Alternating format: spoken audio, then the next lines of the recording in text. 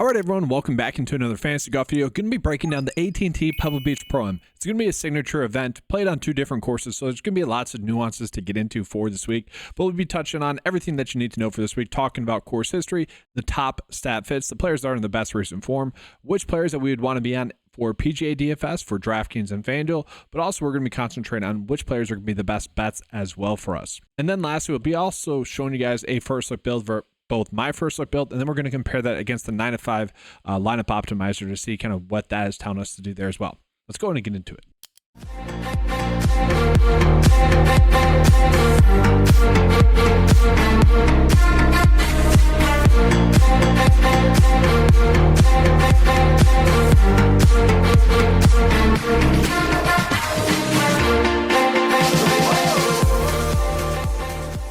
All right, guys, so just a quick recap from last week. Last week was not a good week, but it was kind of one of those weeks in which if it's going to be a bad week for DFS purposes, that's kind of the bad week I'd want it to be, where, you know, the norm's kind of 3 out of 6, 4 out of 6 across the cut line. Obviously just a completely random week, and we just know that those are going to occur. But again, that's kind of the spot I want to be, where, you know, maybe a little bit of weather created an advantage that was really just unpredictable, because it was really, you need to have the latest tee time possible to potentially gain a stroke or two on the field. It's just a weird week in that sense. But then betting wise on the whole week, we got saved by a lot of matchup bets, both in the rounds but also tournament matchup bets, to put us at a total of negative 0.46 units on the week. So again, not the best week, but still 3 out of 4 good weeks DFS wise, and betting wise, obviously we're really up on the season already. Hopefully that continues into this week, and I kind of like what we were looking at this week. So guys, yeah, looking at kind of the course preview here, we are playing on 2 different courses. It is a signature event. All players are going to get all rounds, which is kind of key here. So we know that with no cut events, the typical strategy is going to be to do studs and duds. Now we have seen this tournament actually changed to only 2 courses on the rotation. We used to see Monterey Peninsula on the circuit here as well. So if you are someone that's looking at event history, it's going to be event history, not course history. It's a little bit of a skewed sample set. Like, the best data that we have in terms of course/event history is going to be last year, because that's the one time where it's been only played on 2 different courses. Okay. And typically speaking, we'd have to worry about maybe a golfer getting a weird draw with the pro-am nature of it. You know, kind of the nuance of playing with someone that's just, you know, maybe not used to that. And we don't have to worry about that as much here, because it's a smaller field. And again, you're not playing with as many people in general. So that's a good thing. And on top of that, guys, looking at the weather right now, it doesn't seem to be an issue. Now, that is something that could pop up and maybe create an advantage. But as it sits right now, we're not seeing a big weather advantage either way, which hopefully will end up creating no kind of weather advantages, which should then reduce the variance. And then we're going to jump into course history here as well, but I want to call out the previous winners here of this tournament. So we got Wyndham Clark. Shout out to Wyndham Clark. He was a Wednesday ad for me in the Discord last year, and able to hit at 100 to 1 as an outright winner. Very lucky though, right? The tournament last year as well ended with 3 rounds. And so again, we have good course history/event history. Like, we have plenty of it, but also at the same time, we really do not. You know, that's kind of the weird nuances part of this week. But then we look at some of the players that have had success at this tournament. A lot of those players are going to be in this field. Justin Rose, former winner. Tom Hoagie's going to be someone I'm very interested in. Nick Taylor's been someone that obviously recently won. This is a course that definitely fits his game. He's someone I'm potentially looking at. Jordan Spieth's at a cheap price tag. And then don't forget, Gary Woodland won at Pebble Beach as well for the U.S. Open. He's been someone that's been playing some good golf as well. So definitely an interesting week in that regard. But let's go ahead and take a peek at those golfers that have good course history at this track. And what I want to see is which golfers have had multiple starts here. But again, it's kind of a weird sample. You could end up just maybe looking at last year's data as the best data to be looking at. But yes, Patrick Cantlay, guys. Patrick Cantlay, going to be one of the best bets, honestly. Very strange pricing for him across the board this week.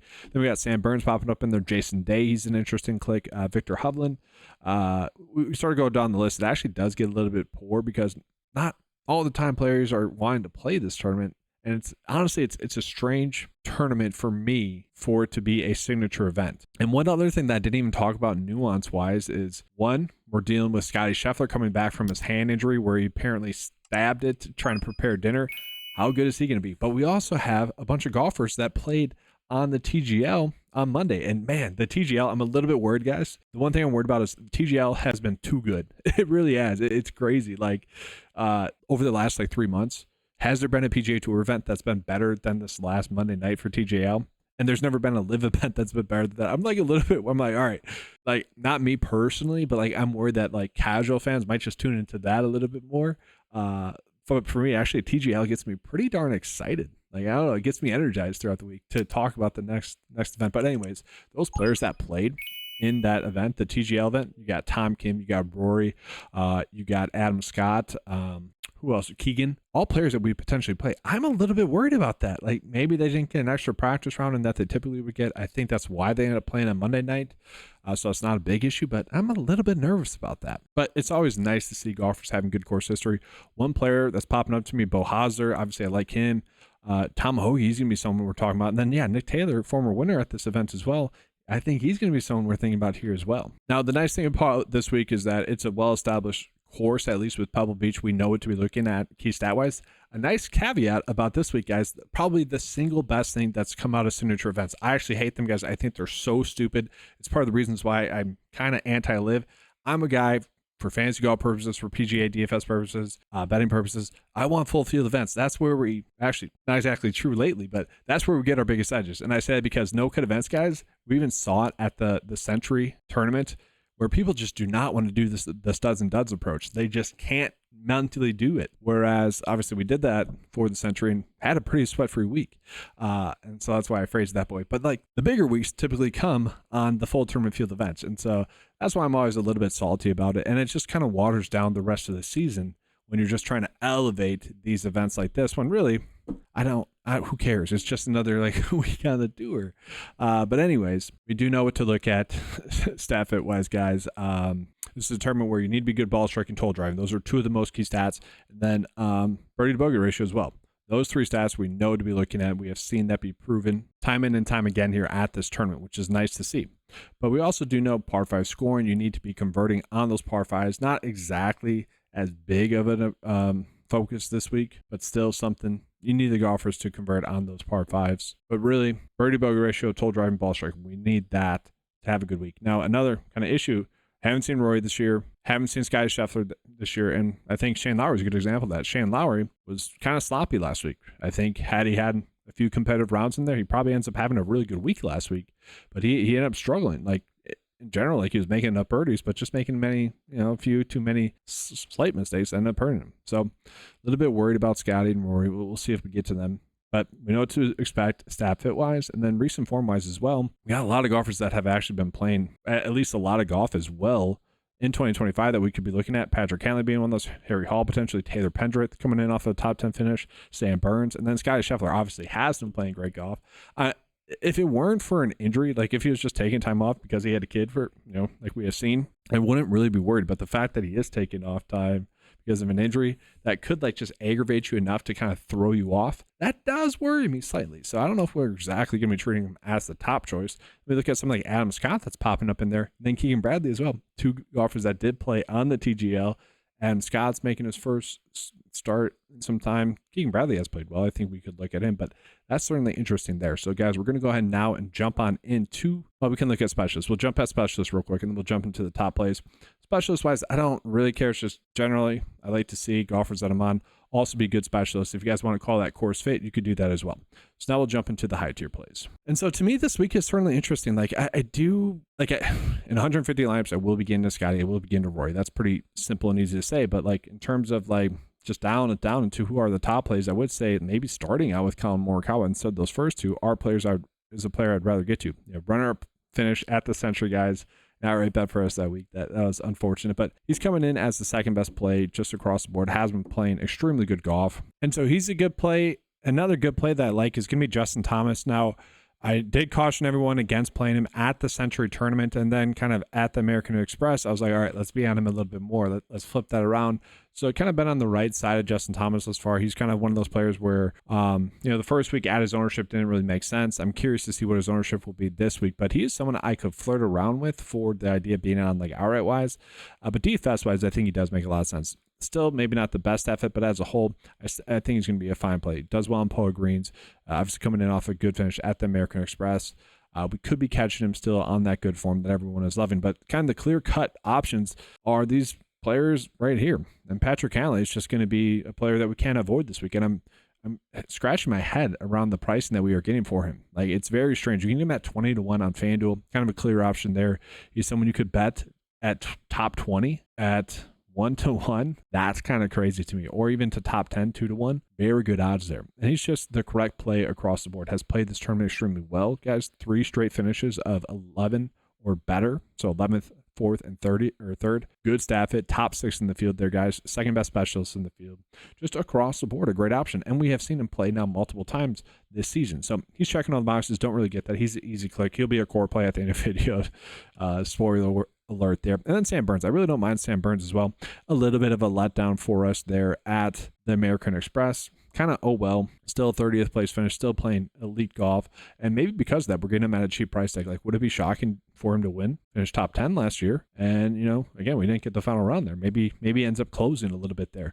So those are kind of the easy options there in the 9K and above range, and also some potential good outright bets. Let's jump down into the lower tier here, guys.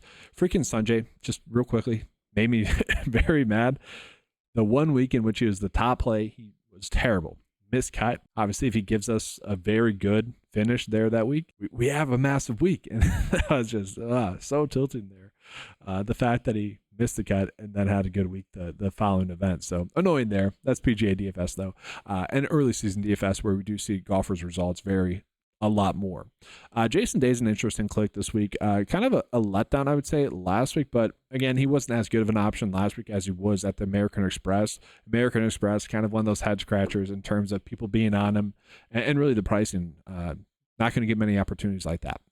But unfortunately, because he had that good successful week, and because last week he was probably a little bit higher owned than he should have been, we're still getting him at a premium price. Now, I don't mind him as a play. 9to5 model has him ranked 12th, and actually Vegas likes him a little bit more, adjusting his overall rank to top 10. So interesting there. That's mostly because of the good course history, right? 6th, 24th, and 7th, good stuff there. Relatively good form. I mean, can't complain with the form that he's had. Has a very good make cut streak going as well. 8 straight make cuts. So he's a fine option. I do like getting to him. And then from there, we have a lot of interesting clicks. Like all these golfers, I could argue are fine plays. I could find a reason to play him, but really to me, the clear cut option in this range is also Taylor Pendrith. The core play from last week.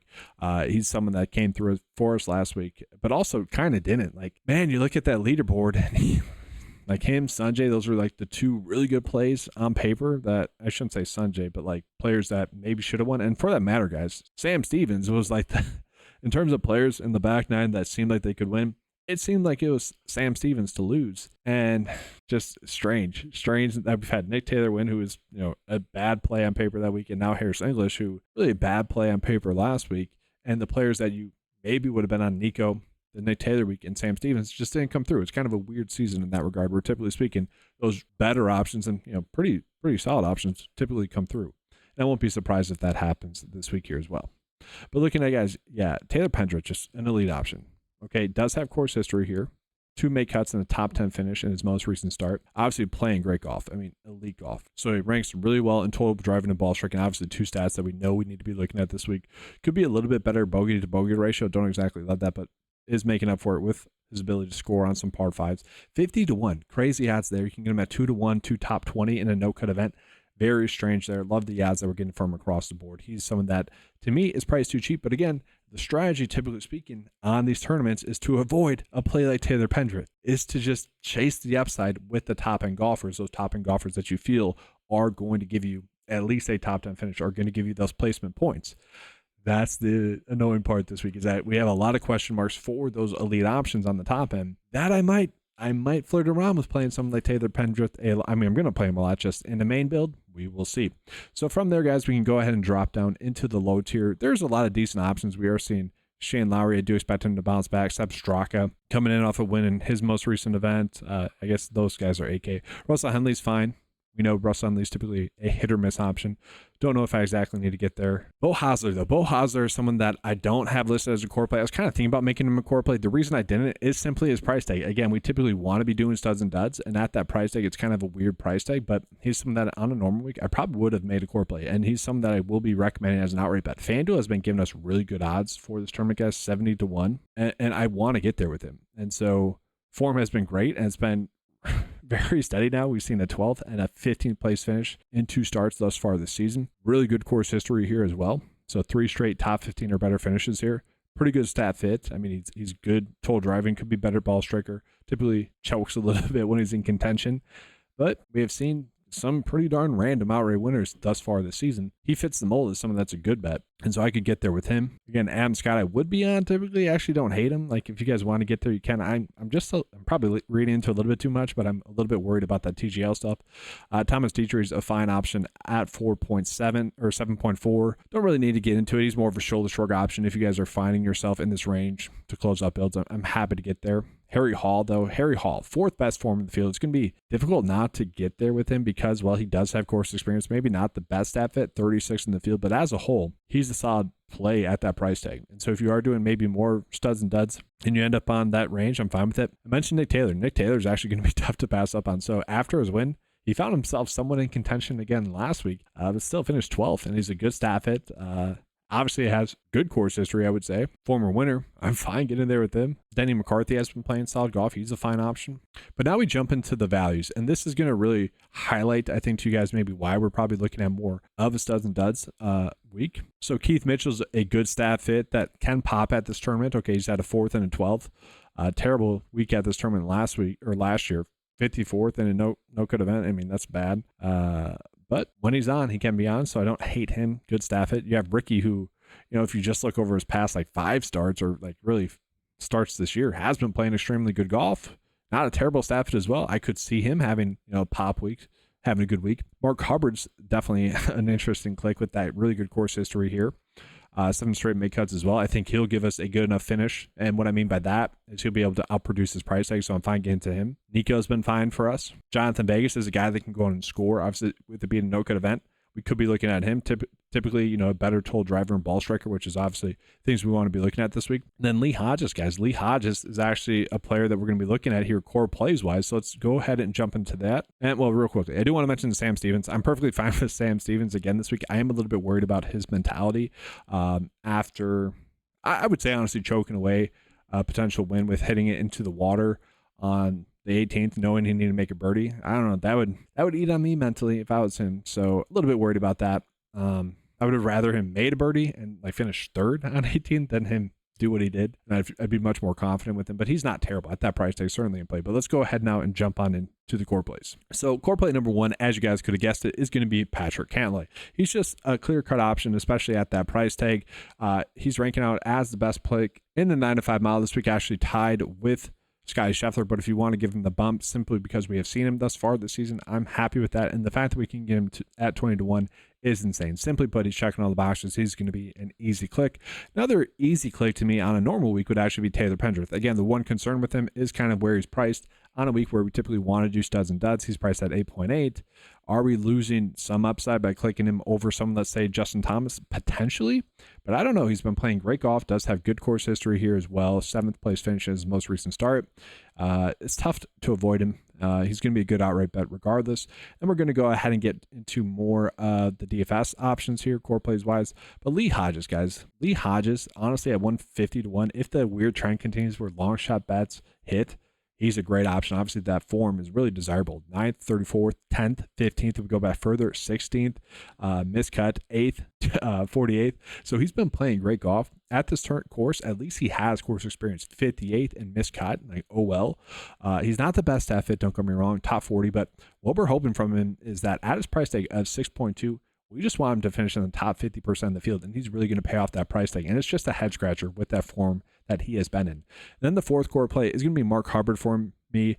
Someone that I wouldn't recommend, I think, as a core or as an outright bet. And again, he's a core play in the sense that he does allow you to fit in some studs if you guys want to go that route. More of a DFS core play, more of a lineup option core play. 68th place finish, coming in off of a terrible Sunday, guys. He shot a 79 on Sunday. That's my biggest concern. Had he just had a normal round on Sunday, I'd be much more encouraged to get to him, but he's a solid option there as well. So let's go ahead and show you guys what the lineup is looking at here. And so here's what we're looking at, guys, with those 4 in there. We have an average salary remaining of 9.7. That's kind of the point of doing studs and duds, is that you're capturing which players are going to present you kind of the highest floor, and then you can just build off of that. So if you guys like Jason Day, you can get there.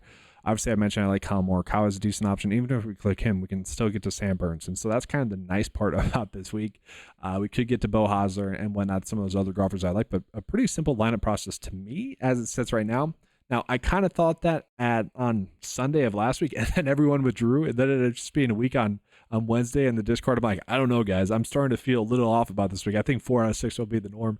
And then, like, 3 hours into the tournament, we kind of started to see why I had that weird feeling happening. But let's go ahead now and jump on into the lineup optimizer. And so, again, to make the lineup optimizer work, we just need to round up with a couple of the projections that we are getting here, or just 2 data points to go off of. Maybe I don't want to get Hideki a lot. I would just limit his exposure to 5, whatever. Just giving it 2 data points to run off. We're just going to generate it. I just want to see what the data is kind of starting to tell us is going to be what we should be looking at. And so we'll zoom in a little bit here for you guys. Patrick Cantlay, Tommy Fleetwood. The data likes Tommy Fleetwood a lot. I don't know if I'm getting there. And it does like Adam Scott. It does like Robert McIntyre. So it is naturally trying to do somewhat of a fair and balanced approach. Definitely not a studs and duds approach. So interesting there. Okay, typically speaking, though, the data is going to do more of a fair and balanced approach on these no-cut events and on these limited field events. But I think we should do the opposite. I think we should try locking the placement points. So you can obviously mark that in there into your lineups. But guys, that's going to do it for this video. If you guys want access to any of the tools that you saw in this video, make sure to head on over to 905sports.com. Get access to all the fantasy golf tools for just $10 a month, guys. It's the best value out there. Take advantage of that. Thank you guys for watching. Good luck. And as always, let's keep cashing.